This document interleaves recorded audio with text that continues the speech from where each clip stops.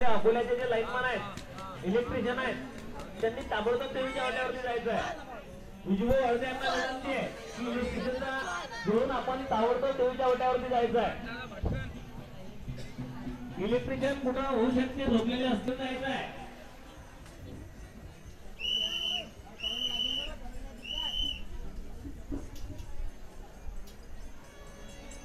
विजू हळदे यांना विनंती आहे, जिथे कुठे असतील त्यांनी ताबडतोब इलेक्ट्रिशियनला घेऊन देवीच्या वाट्यावरती जायचं आहे।